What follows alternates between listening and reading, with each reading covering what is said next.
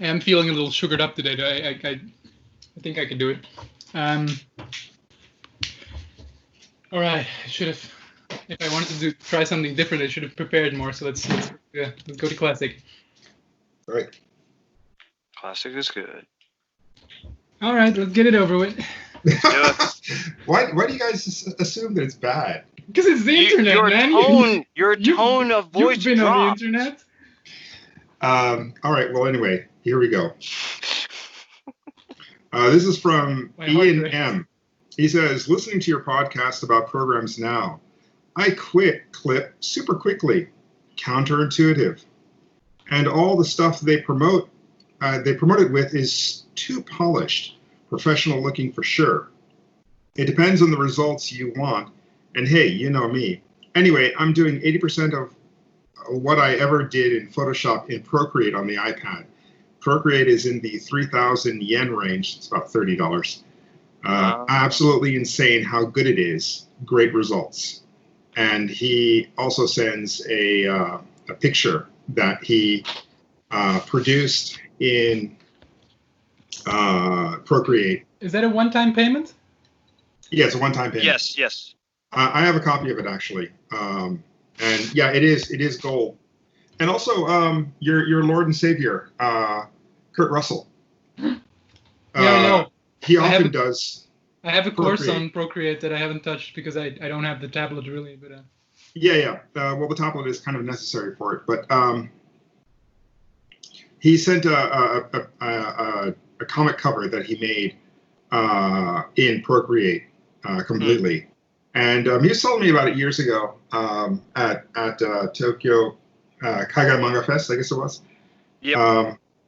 I should mention that all three of us know Ian, and he lives in Hokkaido right now. He's from Canada, but he lives in Hokkaido, and he occasionally comes down to Tokyo to do some stuff. But Kaigai ended, and with COVID, we're probably not going to be in the same circle for a bit, but we're kind of connected. It's unfortunate. But at Square Comics on Instagram, right? Yeah. There you go, man. Shout out. And thanks for mailing us. He's still doing his own thing, I think, from up in Hokkaido. And I still think he's trying to, like, I think he's making the rounds up there too. I'm not really sure. But he has posted recently his newer comics and everything.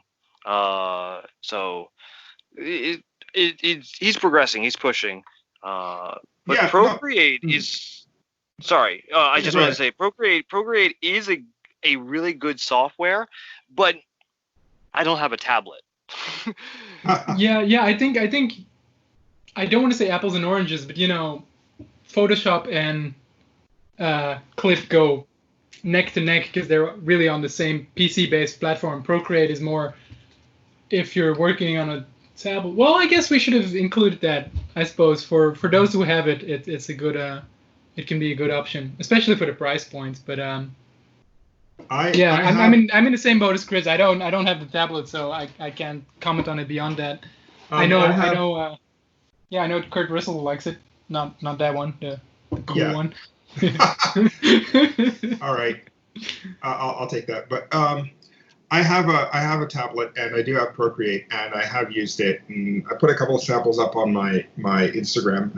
It's kind of fun, but drawing on computer for me is not really a thing. I've got to be more scanning pages and that kind of thing.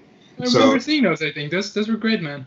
Yeah, no, I enjoyed doing them. It's just that for me, it's just doodling. It's not. I'm not trying to make finished artwork there. Can you scan to Procreate? Can you scan stuff and put it on there? Yeah, you can. And in fact, I can scan stuff in Photoshop and import it to Procreate pretty easily. Oh. But it has layers, and I could compile it that way. And I could do that, except it's, for me, just being in Photoshop and being Photoshop based right now, there's a question of why I do that. And if I'm going to upgrade my system, I need something for my my main computer, my iMac, and Procreate doesn't seem to be that program. For me, it has to be something laptop based. And I can see where if you're used to working on a laptop, a a tablet and you are fine working completely digitally, then Procreate is enough to do comics, and absolutely is great if you've got the tablet but don't have more than $30 to spend on a program.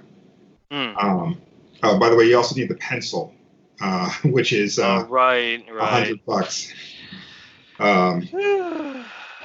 Unless you're gonna just draw with your finger. Some people have done it, but that's a bit too much for me. I used to draw with a mouse. I showed you that piece. God damn. Man, flashback to the early 2000s when animating with a mouse was a thing. Man, I never did it myself, but some of the guys I looked up in that era were like, I can't animate with a Wacom. It just feels wrong. I do it with a mouse. It's like, yeah. That's just torturous. Oh. I know how they feel. I was that guy too. Yeah, I was never that guy. No. But anyway, yeah, that's our first letter. So thank you, Ian. Yeah, thanks. And with his permission, I'll put up the artwork that he gave me to our new Instagram page for Tokyo Comic Attack. So if you're listening to this, you're not following that, some of the discussion stuff that we have here, like this, we'll put up over there before the episode drops. Hello, everyone, and welcome to the Tokyo Comic Attack. You are among friends here. I am here today with my co-hosts, the usual suspects, Mulele. Hello. Who you can find online at Mulele Redux on all the places, Instagram, Patreon, all the cool places. With us as well is Chris. Ew. You can find him at Sketchrow on all the same places. And I myself am Oscar, also known at Big Fat Dog Comics online. And, Instagram, Twitter, maybe, Patreon. Yeah. Today we will be talking about a book I managed to pick up in one of those humble bundles I keep going on about every time. It's called Copra, and I thought it was really interesting. We all had a look at it, and I think we'll jump in from there and then kind of see where the road takes us. Anyone want to? Oh yeah, I guess I wanted to start out with a prefacing. But you know what? I'm gonna change plans, and I'll keep that bit in my pocket for a while. And I'd like to just hear you guys' first impressions of the book. No. You don't get off that easy, and Mulele didn't get off that easy. I'm starting the attack. Oscar, why did you choose this book? What was the first thing that you looked at this book and you were like, this is something that I want to like share with everybody? That I can do. I just looked at this and I think I got to the first fight scene, which is like very early on, and I was just mesmerized by this. This book looks like nothing I've ever seen, and that combined with the fact that I like it, because something you've never seen can be a good thing or a bad thing, but it was just so fresh and new to me that I was like, what is this? We gotta get on this right away. Yeah. See, that makes me think like you had the great like image feeling like hit you. I don't know how else to describe it except for when Image Comics surged in the United States, there was that kind of like, we're different from Marvel and DC. We have our heroes, but we're not the same like them. And it was that kind of appeal that I was first understood was why many people started gravitating towards Image Comics in the beginning. I think, it doesn't say here on the front page. Well, yeah, here it is. Publication was it was very, very recent, 2019. Okay. Wait, no, 2019. So I think it's following the aesthetics of that, like, mantra back in the day. But that's my opinion. I feel like a lot of the Image comics that become published under their names has this banter of, we're not the same, but we're just as entertaining. What do you think? Yeah, I do. For like, to situate myself, I don't read. Still don't have a background in superhero comics whatsoever. So I mostly know superheroes from, mediums other than comics. I've played enough games, watched enough movies. I know the entire DC, Marvel stable, but having read their individual comics, no, not really. I mentioned I read a little Spawn. Then again, that was mostly, again, the old movie that got me into that. So part to me of this book also was like, they do a bunch of the superhero cliches, like in a new package, and that was really cool to me, because I haven't read much superhero stuff in general. Even though, you watch enough movies and you do get Marvel fatigue, and I think that goes for any medium. If you have to see another Thor saves the world thing, you're like, ugh. I've seen him do it like 30 times on 15 movies and 20 games. Do I want to read a comic book about it? Well, personally, not really. Oh yeah, to do this properly, the book is called, the full title is Copra Round 1, and it's by the incredible Michel Fiffe. I think I'm pronouncing that right. It's like MichelFiffe, if you want to look that up for yourself. I'm looking for a word to like simply describe the style. I was thinking minimalistic, but I'm not sure, because there's very little backgrounds in this thing, and yeah, my school teachers would once again like kill me for not like having more backgrounds and interactions with things on this matter. But yeah, like this, it does take the semi-manga approach of things, where sometimes it's just a line, or it's just maybe a few details of like the car which they're in, but then when you get to some of the fight scenes, it's just a plain panel with some texture on it, some lines, some dashes, things like this. But it works for it. It works for the comic. Yeah, nothing of this reminds me of superheroes, really. There's like these big footed pen brush strokes, hardly any backgrounds. Most of the enemies seem to be just what do you call it again? Geometrical shapes. It's all very wacky, and I love it. But Mulele, what do you think? Well, I'm going to have the dissenting opinion here. I did not like this comic. And when I say I read as much as I could, I mean I couldn't stomach to read anymore. Oh, damn. So, first off, about the style, this guy is so far up Frank Miller and Klaus Johnson's ass. I'm surprised he can see sunlight. He absolutely is aping what they've done in the past, especially some of the stuff that Klaus Johnson has done. I mean, Frank Miller's inks are different to Klaus Johnson. Klaus Johnson goes in with that really thick pen and then very, very thin line, and this seems to have a bit of that going on here. The Fude pen stuff is interesting texture-wise, but sometimes the aesthetic's a little bit odd in that, to be honest, this comic is kind of like outsider art. Yeah.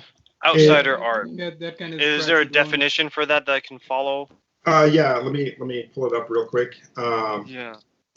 Outsider art is art by self-taught or naive art makers. Typically, those labeled as outsider artists have little or no contact with the mainstream art world or art institutions. Oh. Yeah. Often, outsider art illustrates extreme mental states, unconventional ideas, or elaborate fantasy worlds. No, that's.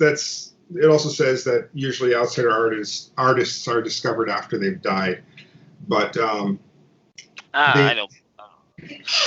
yeah, that's just the definition, the first paragraph off of Wikipedia. So anybody wants to look more deeply into that, go there. But the thing that I felt about this comic is that the artwork itself it has that self-taught feel, as in it follows some things that other artists have done, but it doesn't feel really studied.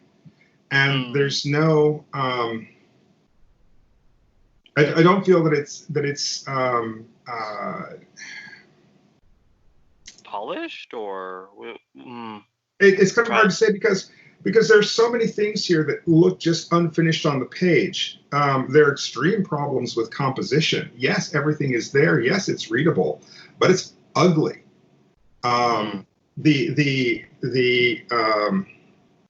The way it reads on the page begins to work a little bit better as you go further into the comic, but that first half of the book, yeah, it's ugly, it's confusing. The dialogue is really garbage as far as the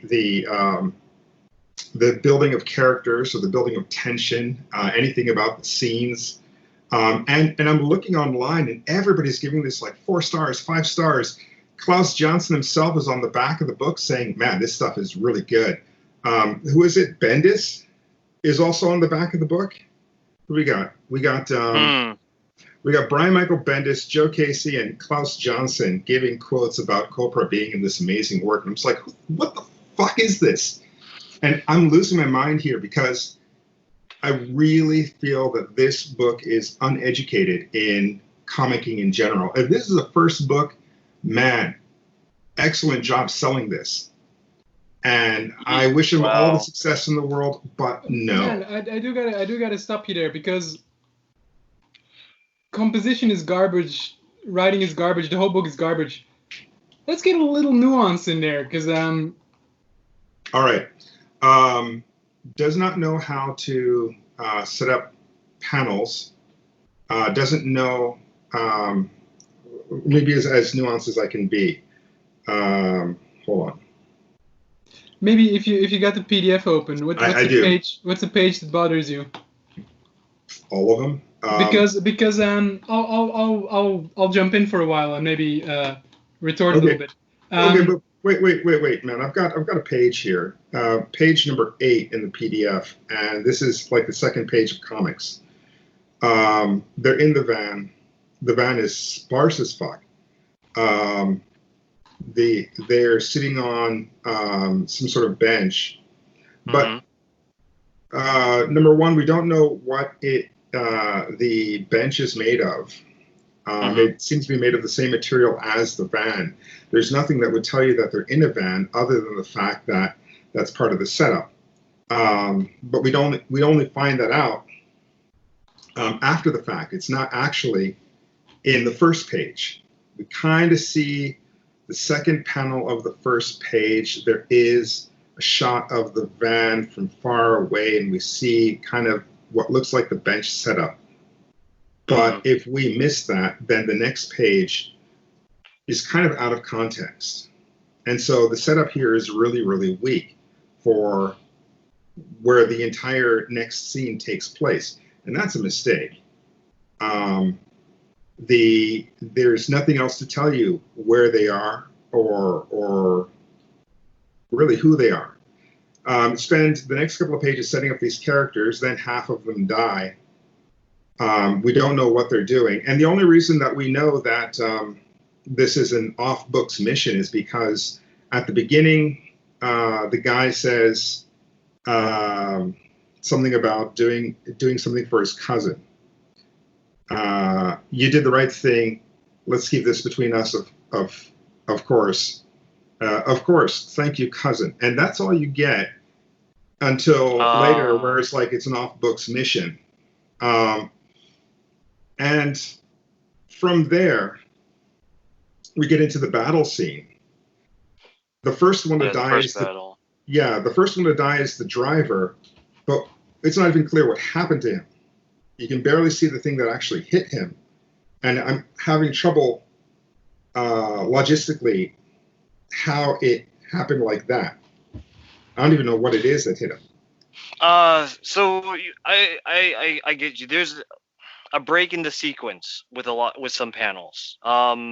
If we go off the idea, because I have no idea about the Mr. Fiffe's background, so I'm not gonna make any assumptions.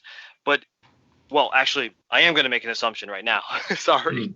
If we go off the idea that he was self-taught, that he grew up with comic books and use that to create and make this comic book, all right? Yeah. Then things like speed lines, splatter lines, breaks, or like a break in action would help to kind of show like something happened, this is the result, kind of a thing. Cause effect. Kind of like we were talking about with pages, right? When you turn the page, it should be the effect of what happened at the cliffhanger of like the other page, kind of a thing. Yeah, it's a punchline. Yeah. Yeah. I can see, because I'm looking at that scene right now, and it's just kind of the driver's there, and then suddenly there's something stuck through the driver. There's no like impact of the blood coming out, or like tear in the roof. It's just boom, it happens. And then when you get to the next page, you see, oh, giant rod leading upward. This person impaled him. Okay, yeah. See, that wasn't even readable. At least not to me. Although I will say one bright spot in this: the design of the villain. I really like that design. This one here? Yeah, the triangle-headed guy. Yes. Did you make it to the head in a jar page, or? The head in the jar page.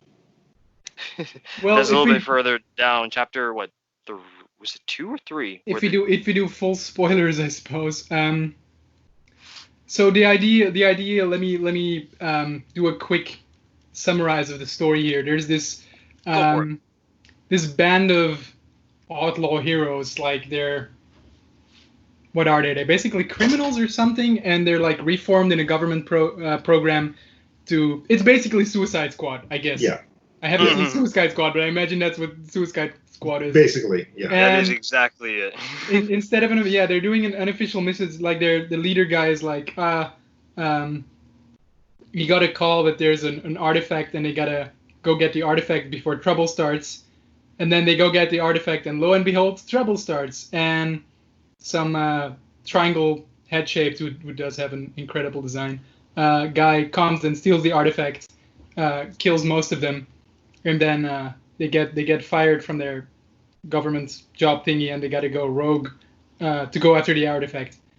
And that's basically the story. And there's like a weird side part where there's a brain in a jar that looks very, I don't know what time frame it is that brain in a jar villains used to be the thing, but looks very retro. And apparently it's a parallel dimension, and like some guy comes through a portal and joins the team, and he's like, I gotta get back to my home planet. But as much as I love this book, the story, it's there. What I wanted to talk about actually is because what I really like about this book, the one thing I like the most about this book is the energy, and because I seem to be the only one that read it to the end. But if you make it all the way to the end, there's a page in which he gives like a little blurb, like a little afterword, and he basically says that he what is he saying? He calls it breaking the Kirby bar or something. What page it's a long paragraph. It's the page 161 in the PDF. Legal PDF, by the way. Bam. Yeah. That suggests that all other PDFs are illegal, man. Well, what? you mentioned you bought it in the Humble Bundle, so like Humble Bundles. All our PDFs organically grown. What are you talking about, Mulele? But he basically mentions that he made this stuff quick. He was like, write, draw. Don't you dare think of a rewrite, pal. He basically says. And story-wise, there is some stuff that just gets retconned, and it like as a story it's a little shoddy. I will also say that like character-wise, there's a scene where they they take the artifact and they take it to their magician friend, and that's just Doctor Strange. I'm sorry. It's just Doctor Strange. Yeah, I agree. I only saw like the movie. I love the Doctor Strange movie, by the way. But it's just you cannot describe this character any other way than Doctor Strange. And there's a guy in a robot suit, and it's like it takes a while. It's like that's basically Iron Man. He's like a juvie, but he has a robot suit, and he's he does. How to say, like his function is just the same as Iron Man. He doesn't quip or anything, but and so there's a lot of it survives a lot on comic tropes.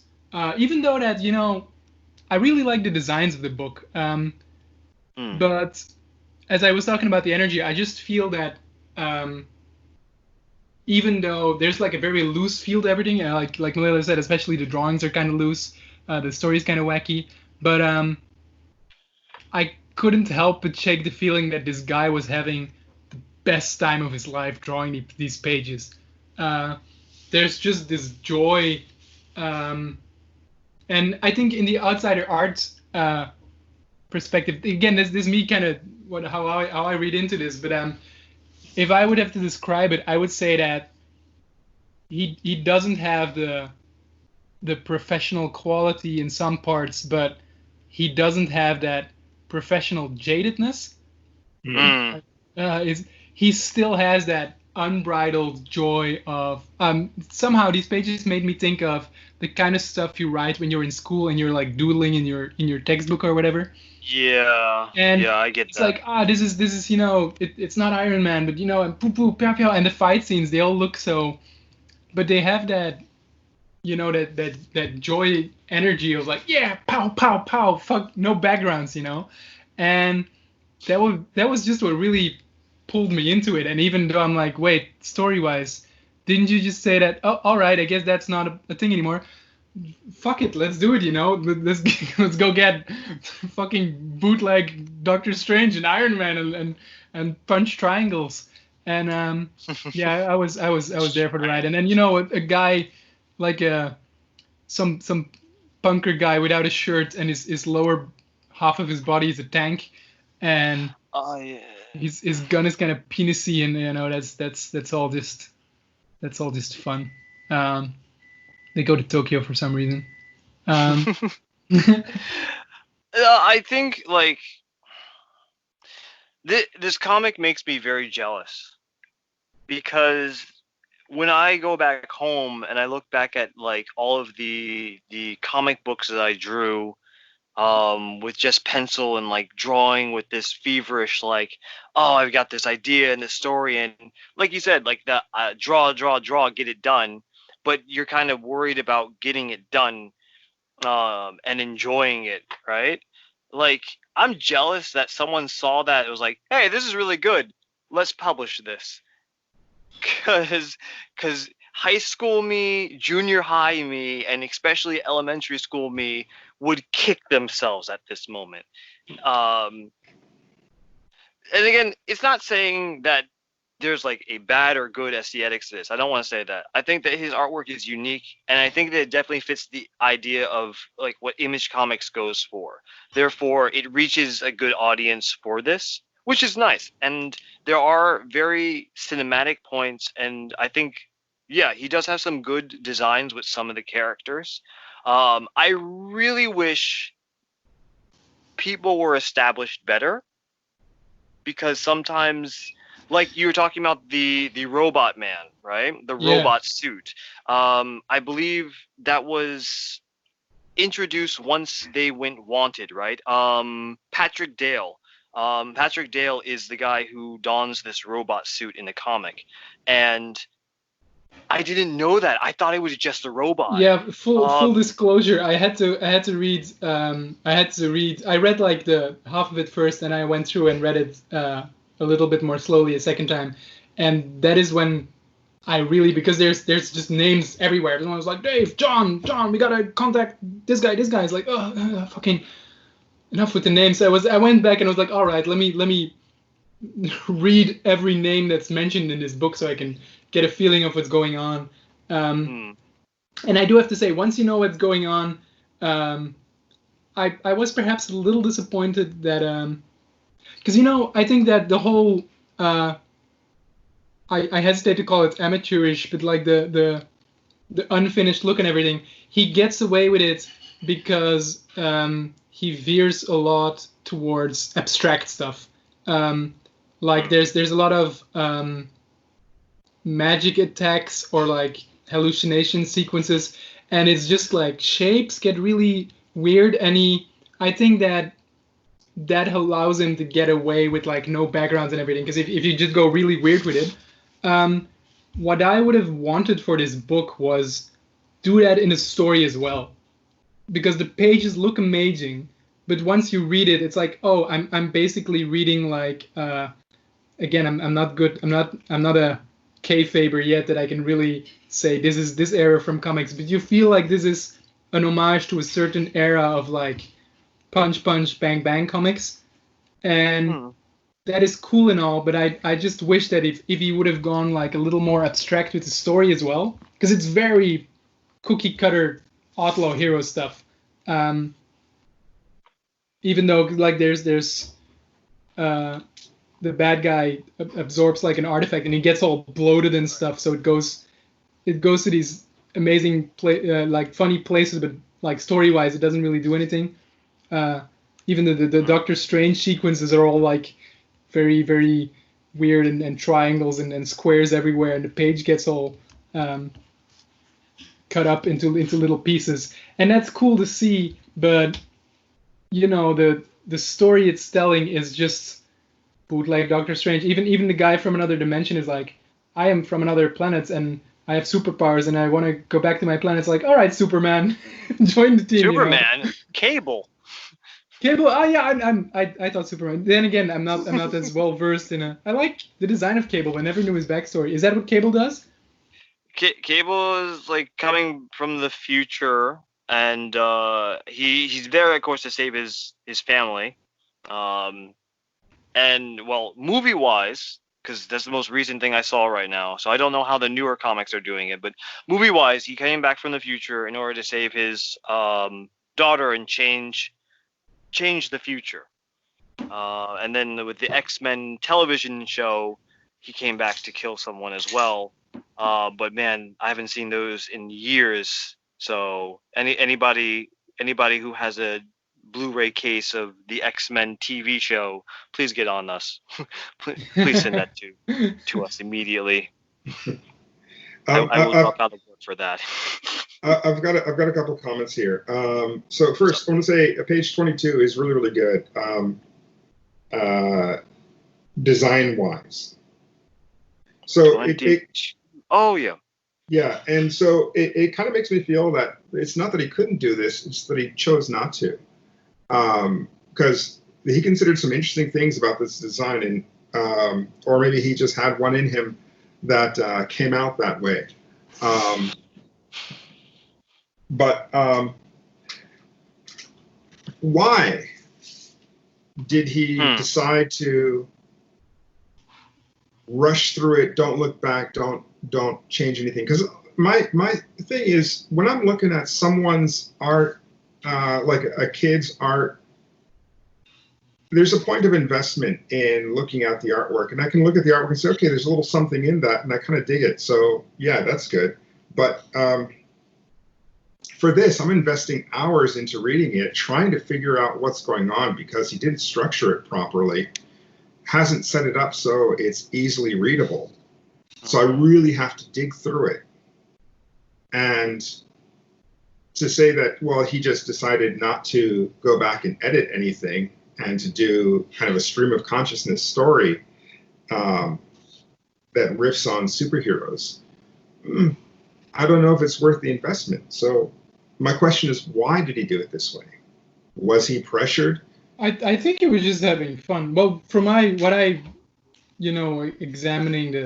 the text as I could. No, wait, that's not how that works. Yeah, no, that's just my gut feeling. But I think he was just having fun. Yeah, there is an energy to the art and the kind of the breakneck pace at which he worked, but it doesn't seem studied at all. And there's no kind of for the reader kind of thing. I don't know if I would agree with that, because the story is like, once you get a few elements together, it's pretty straightforward. It doesn't really need that much.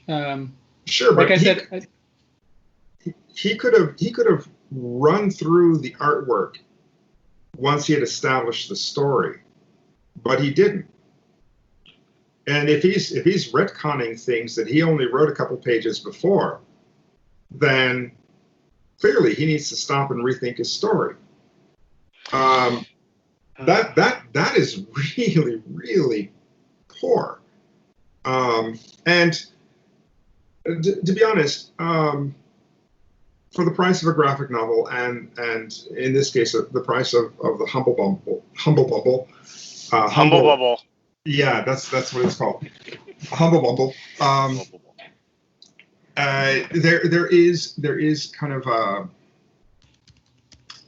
there is a point of the artist or writer saying, okay, I've got a story to tell you, and it's worth your time. Here it is. And in the first couple of pages, first chapter, the writer's responsibility is to earn that trust.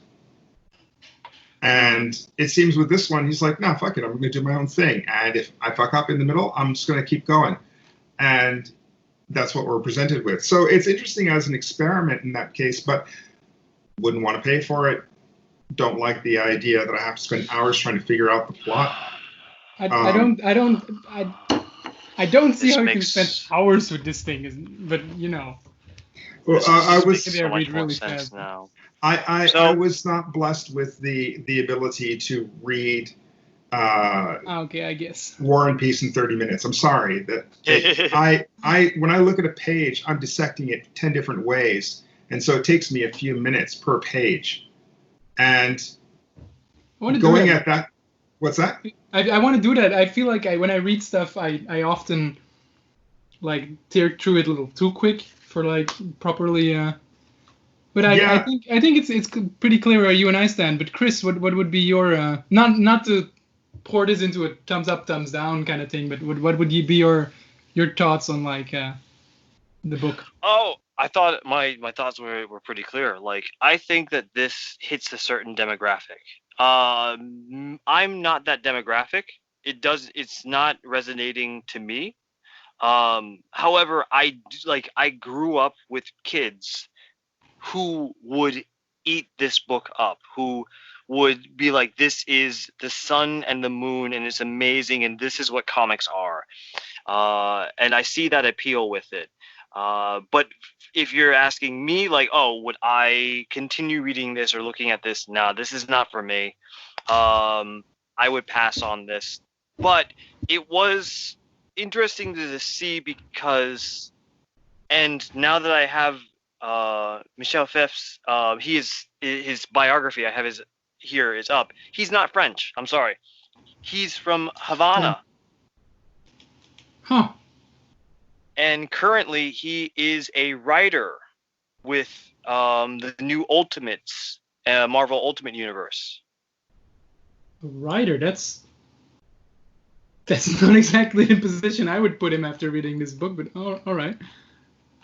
He does do art, lettering, and coloring as well, but his main thing, as stated here, and from his website, he does have a personalized website, which is just his name, MichelFiffe.com, where he posts comics, illustrations, and other things. And he's done illustrations for the Marvel universe, the Avengers, and a few others that I'm trying to get through here as well. Similar art style, but yeah, it's looking like a more older superhero-esque feel. Like I had a old Captain America issue that was like from the newspaper prints back when I was young. And it reminds me of those kind of news roll printout of comics in a way. Yeah, even me, like not having been directly exposed to those kind of comics, I've been kind of catching up on that era of comics through watching stuff like the cartoonist Kayfabe on YouTube, and even I can tell that it's clearly going for that era of comics, and it's just like the good old days kind of vibe. I mean, it's always something or someone who likes that and loves that and wants it brought out. There's here in Japan as well, there you have some artists who are doing a simpler, grungier effect with their comics, but it resonates with some people. They like that kind of thing. There's something homey about it. There's something familiar about it, and that's what they like. I don't know. Yeah, actually, that reminds me of that guy who draws the giants with no skin. What's the name of that book? Attack on Titan. Attack on Titan. Yeah, I'm feeling kind of similarly. Has it been mentioned on the podcast that you absolutely despise that guy? Fuck that guy in every way possible. I really fucking hate that comic. I hate the story. I hate the artwork. The comic book, the original comic book, you mean, right? Yeah, the original comic book. That guy can't draw. Fuck him, absolutely. And also, I watched the movie on a plane coming back from Las Vegas once, and that movie was garbage. That movie was especially terrible because I heard some stories about people who were acting in it. That was almost painful because they got like the fans to act in it for free basically. And that's sad, man. And they were just super rude to those people. Yeah. And they just shouted at them all the time, and they were like, man, I went to the set, I got abused for like 3 days, and now like a shot of my left foot is in the movie. Man, and they're like, well, fuck these guys made millions off of this property, and they're gonna treat actors that way? At least pay them scale, man. What the fuck? You know, it's Japan, man. He's got nothing to do with the movie, as far as I know. That's the publisher and the director doing their thing, but I gotta say, I always think it's amazingly funny how much you don't like Attack on Titan. It's not really my thing, but I mean, I like the first chapters, but once it went into the, I think it's one of those, to me, Attack on Titan, to have a very small step out there. I think the problem with it is that it does the manga thing where it has an amazing concept, and it doesn't know how to go from there. Because, manga is all about pitch us the perfect 30-page story. And it's perfect. Fucking giants, and they're going to attack this town. It's in 30 pages, it's amazing. As a serialized comic, it's not that interesting because you got the giants and you got the town. If the town gets crushed, story's over. If the giants die, story is over because, they go back and forth for like 40 volumes, and it's like, I don't know, every now and then I when I see it, I pick it up, and it's like volume, I don't know how many, it's like, yep, town's still there, giants are still there. Yeah. Yeah, no, I do have to say, just to walk it back a little bit, I don't hate this comic as much as I hate Attack on Titan. I've got some serious hate for Attack on Titan. I thought you were gonna walk back the Attack on Titan stuff, but that still gets the... No. That's still front and forward. Yeah. Oh man. No. If I think that's called a hate boner. Please, one day, can we talk about this? One day, I really want to talk about this in full depth. I'm curious now. I didn't know you had a hate boner. If it's a hate boner, man, my dick just had an aneurysm. I fucking hate that comic. But just for the point of the podcast, I'll read through it. I haven't read the comic. I've seen the story. I've seen the movie. I've looked at the pictures, and my hate is thoroughly seeped in that. But actually, having sat down with the comic and reading like I gotta admit, Copra, I jump on the wiki now and then, and I'm like, all right, let's get this story sorted out, and I just can't. Yeah. It's like, this guy is this guy, and it's like, it's like I try to read it and you kind of fall asleep halfway. I'm sorry, hardcore fans, it's just not for me. It's the kind of formula in manga that basically got me to quit reading manga for a while. I just want to make one disclaimer here. What's that? With both Copra and with Attack on Titan or any other comic book that I dislike, if you're a fan of that book and you like that thing, that's totally fine. I've got no hard feelings towards you or towards anybody who likes that stuff. If you find joy in any of this stuff, fucking enjoy it, man. But just for me, it didn't work out. And maybe it's more comical just to hear me rant about this shit because I really fucking hate it, rather than take any sort of personal kind of umbrage about how I felt about the book that you like. So just putting that out there. Yeah, that's something where I think if and when we get like younger viewers or people who are still a bit less, like, I guess, set in their ways where they know what they're into, they know what they're like, and there's no one that can change that, that's a good preface, because I still remember years back when Oscar, I'm sorry, you've never heard of this, and Mulele, you probably have not heard of this either. In America, we had a TV show called X-Play, and X-Play would do reviews on like video games and some of the comic book culture as well, later on in their run. It's not shy of anybody. I'm a huge Sonic the Hedgehog fan. Come at me, I don't care. They reviewed the new like Sonic the Hedgehog for the Dreamcast, and it was the first time I got mine from Japan. I got it before anybody in America did, so I've been playing this and enjoying this and 100%ed it like as a kid does. Mm-hmm. And my beef was always with the main host, Adam Sessler, because he gave it this horrible review. He hated the game. He talked about how horrible it was, and I hated him. For years, I hated that guy until the rise of defense of video games versus the United States, where he showed his legal like prowess and his understanding of the court systems, and he had this etiquette to himself where it was like, what, holy, I didn't know you were that kind of person, holy, let me step back. And yeah, it gave me a different perspective, but I could not have done that when I first saw him. And if I didn't realize, we don't need to give everybody a chance.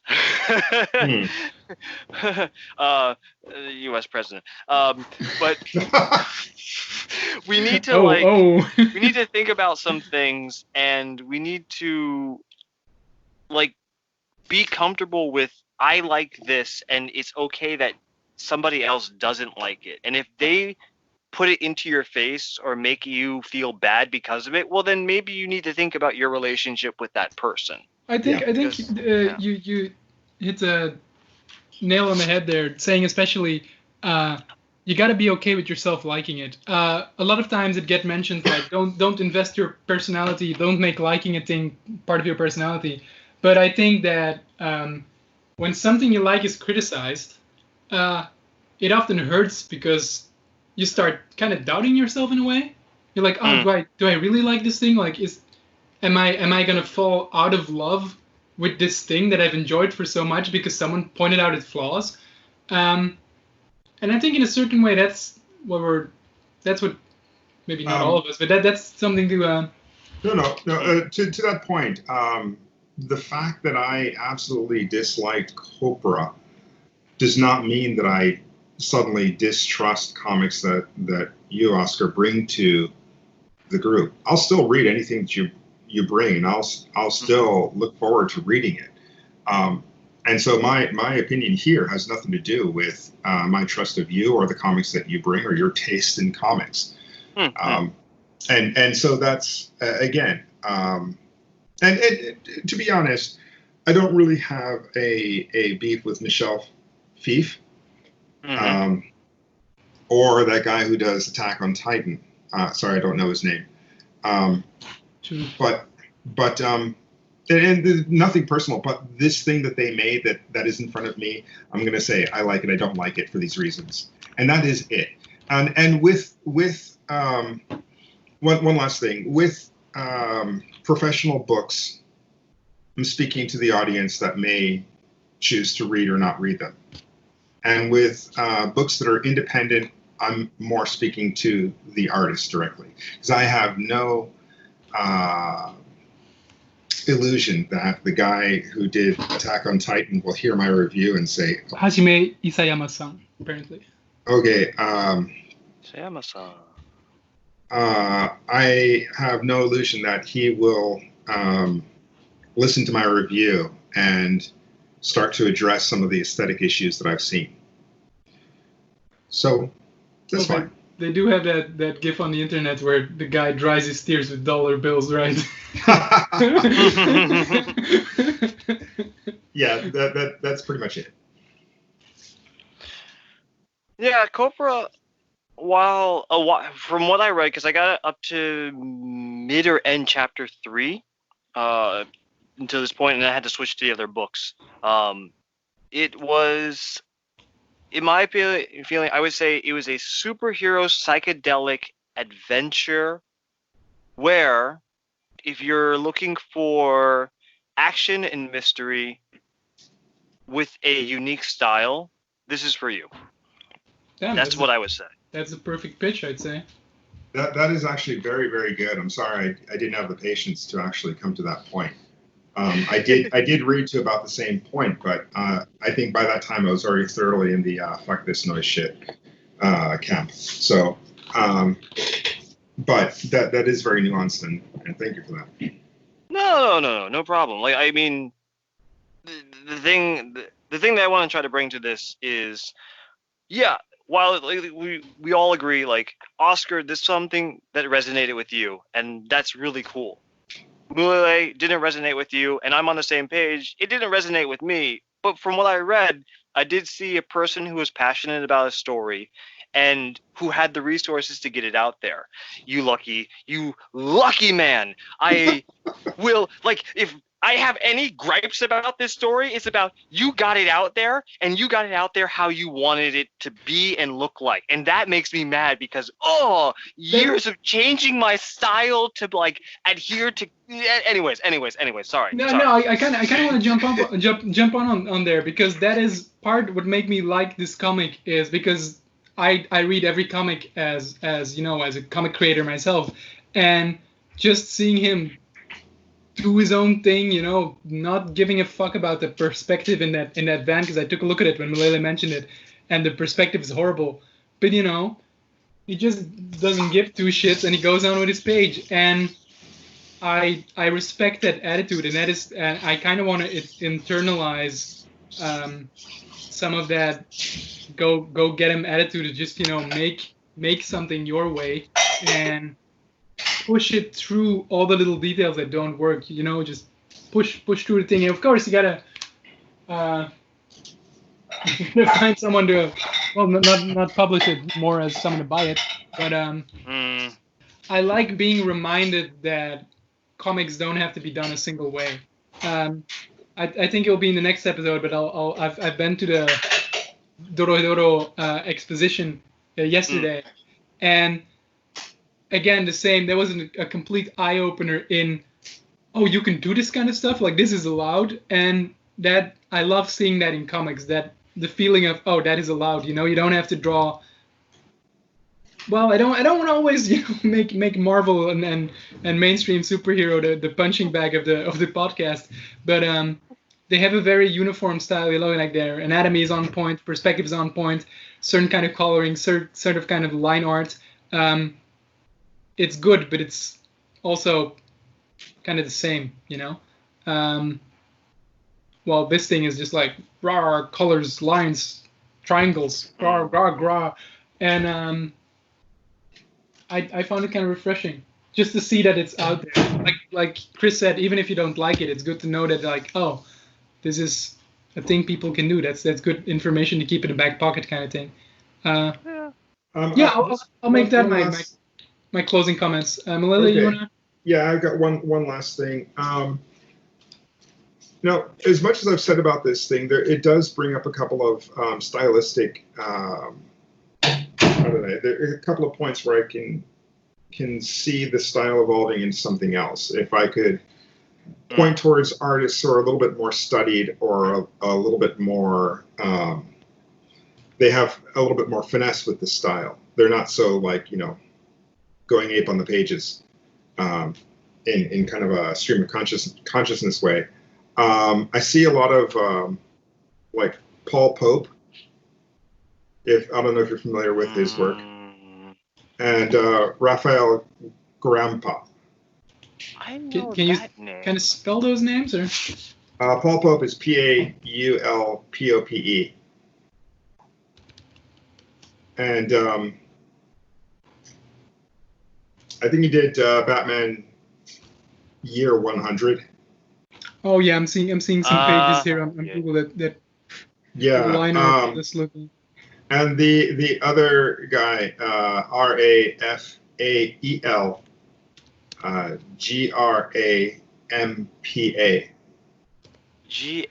Gala. What?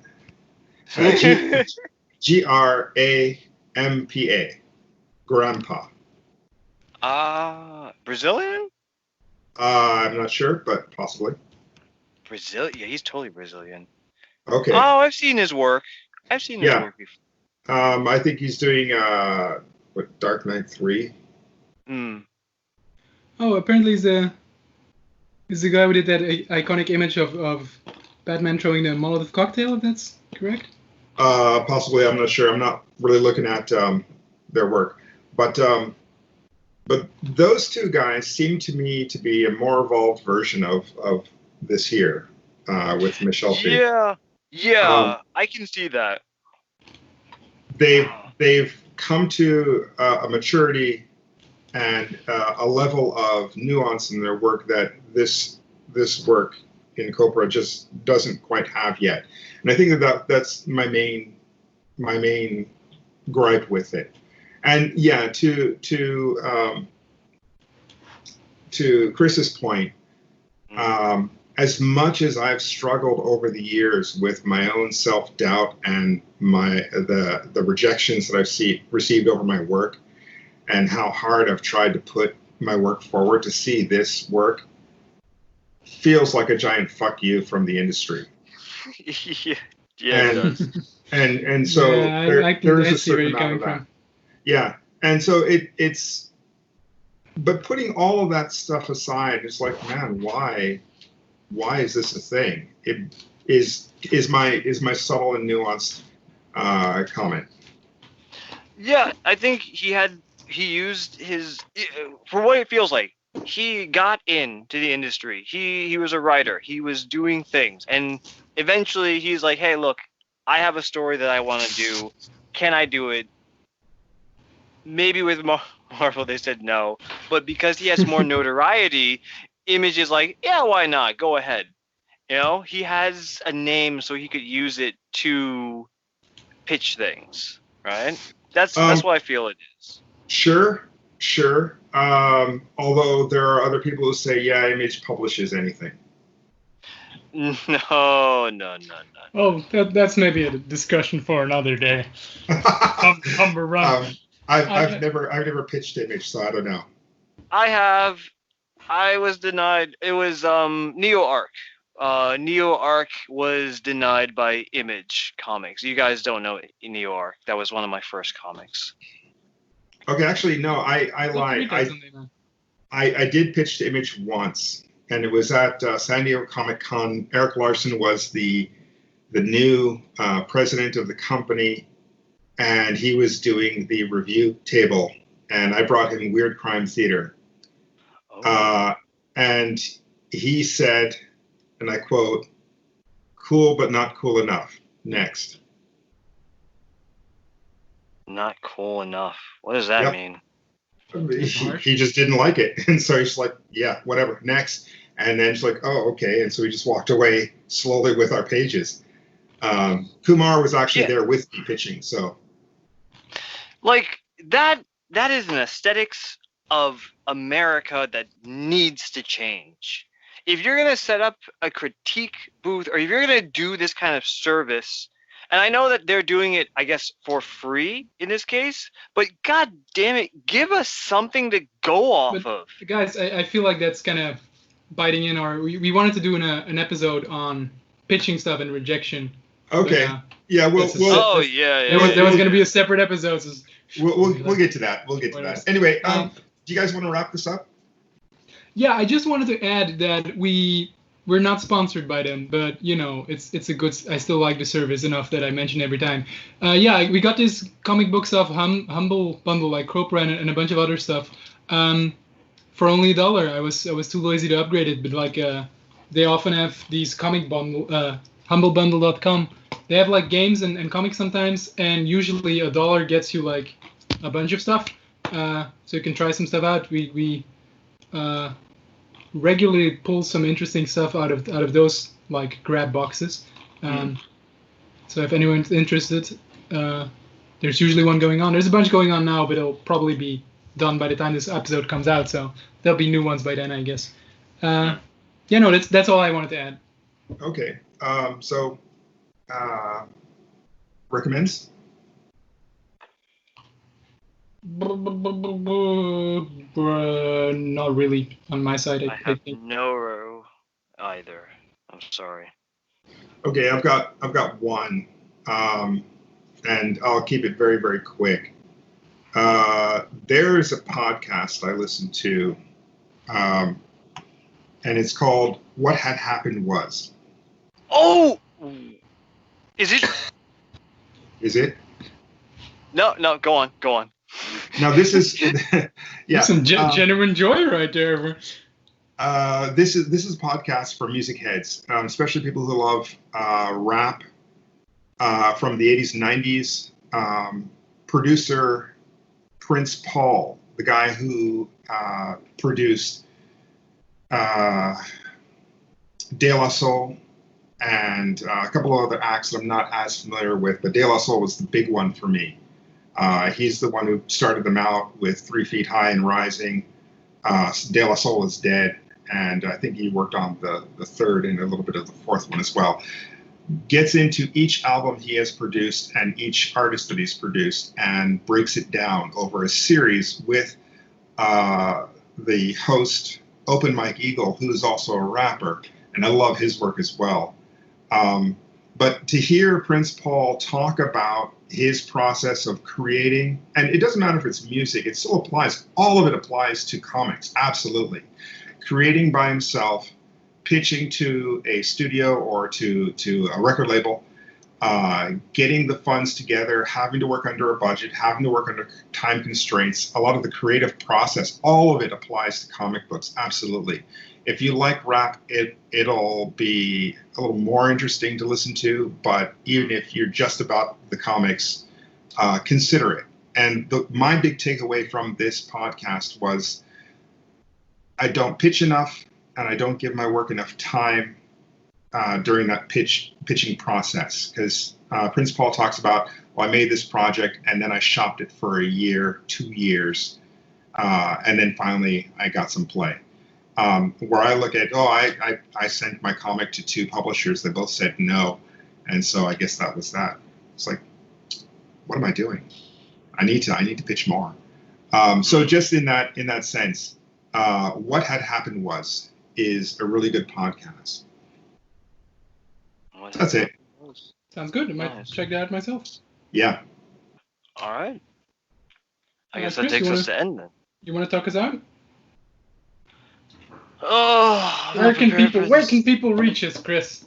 I don't remember. I have short-term amnesia, and this kind of thing falls out of my head all the time because I always forget if it's bigfatdogcomics@gmail.com or Mulele Redux. You have your own website. Matt, nobody's on Gmail except the podcast. Yeah, the podcast is TokyoComicAttacks@gmail.com. Please email us your queries and ideas and complaints. And hey, if you like Attack on Titan, send an email to Mulele and tell him why he should read it. Tokyo Comic Attack without the S. Tokyo Comic Sorry. Attack. Sorry, Chris. No, yeah. No, that's us. Hit us up with anything. If you have a comic you want us to review, send it over. Please. We'll see what we can do. Anything really. And that's been us. You have been attacked. Hacked. We're sorry. Deuces. Deuces.